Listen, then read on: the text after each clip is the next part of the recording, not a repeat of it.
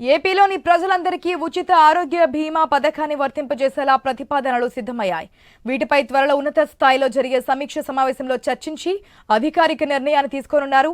ఇందుకు అనుగుణంగా ఉమ్మడి శ్రీకాకుళం నుంచి కృష్ణా జిల్లా వరకు ఒక యూనిట్, గుంటూరు నుంచి రాయలసీమ జిల్లాల వరకు మరొక యూనిట్ గా గుర్తించి టెండర్ పిలువబోతున్నారు. ఎన్టీఆర్ వైద్య సేవ ట్రస్ట్ కింద ఏడాదికి 25 లక్షల విలువైన చికిత్సలను ఉచితంగా ప్రస్తుతం అందిస్తున్నారు. కొత్త బీమా విధానంలో వార్షిక పరిమితి, ఇతర షరతులతో నిమిత్తం లేకుండా ప్రజలందరికీ ఉచితంగా బీమా సౌకర్యాన్ని కల్పించేందుకు వీలుగా టెండర్ డాక్యుమెంట్ సిద్ధమైంది.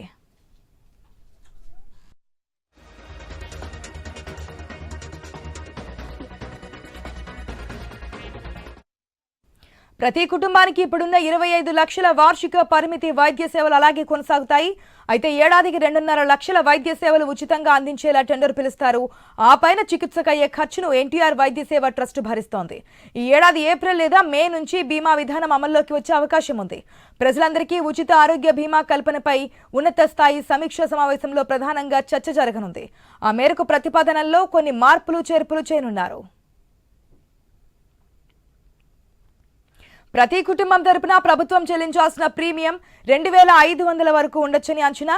జాతీయ స్థాయిలో పిలిచే టెండర్ల ద్వారా ప్రభుత్వ, ప్రైవేటు బీమా కంపెనీలు కూడా పోటీ పడుతున్నాయి. తమిళనాడు, జార్ఖండ్, రాజస్థాన్, మహారాష్ట్ర, ఇతర రాష్ట్రాల్లో కూడా ప్రభుత్వ బీమా సంస్థల ద్వారా అక్కడి వారికి వైద్య సేవలు అందుతున్నాయి. WHO అధ్యయన ఫలితాలు, వివిధ రాష్ట్రాల అమల్లో ఉన్న ఉత్తమ పద్ధతులను ప్రభుత్వం సమీక్షించింది.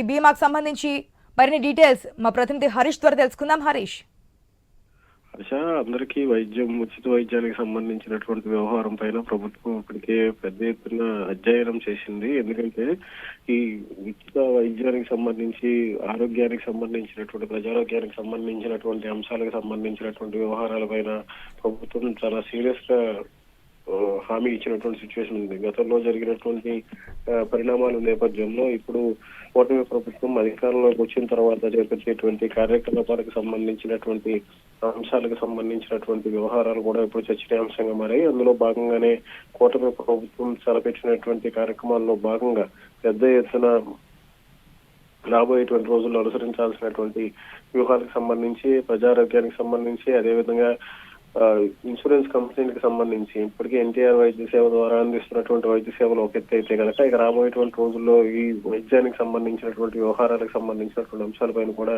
ప్రత్యేకంగా దృష్టి సారించబోతుంది. అందులో భాగంగానే కూటమి ప్రభుత్వం బాధ్యతలు చేపట్టిన తర్వాత ప్రజారోగ్యానికి సంబంధించినటువంటి వ్యవహారాలు వీటిపైన ఎక్కువగా ఫోకస్ పెట్టింది. ఇందులో భాగంగా ఇప్పటికే వివిధ రాష్ట్రాల్లో అమలవుతున్నటువంటి తీరుతెన్నులకు సంబంధించినటువంటి అంశాలను కూడా ప్రభుత్వం పరిగణలోకి తీసుకుంది. ఇక రాబోయేటువంటి రోజుల్లో దీనికి సంబంధించినటువంటి పూర్తి మార్గదర్శకాలను కూడా విడుదల చేసేందుకు కూటమి ప్రభుత్వం చర్యలు చేపడుతుంది. ఇక రాబోయేటువంటి రోజుల్లో తీసుకునేటువంటి చర్యలు ప్రజారోగ్యానికి అవసరమైనటువంటి ప్రమాణాలు పాటించే విధంగా, ఎందుకంటే వైద్యానికి సంబంధించినంత వరకు ఎక్కువ ఖర్చు అవుతుంది. అనేక మంది ప్రాణాలు కోల్పోతున్నారు. వైద్య ఖర్చులకి అందలే ఆర్థిక పరిస్థితులు ఉంటున్నాయి. అందులో భాగంగానే దిగువ ఉన్నటువంటి వాళ్ళు కావచ్చు, SC, ST, BC, మైనార్టీ కుటుంబాలకు సంబంధించినటువంటి వాళ్ళు కావచ్చు, వీళ్ళందరికీ కూడా ప్రభుత్వం ప్రత్యేకమైనటువంటి వైద్యం అందించాలని చెప్పి నిర్ణయించినట్టుగా తెలుస్తుంది. ఆశ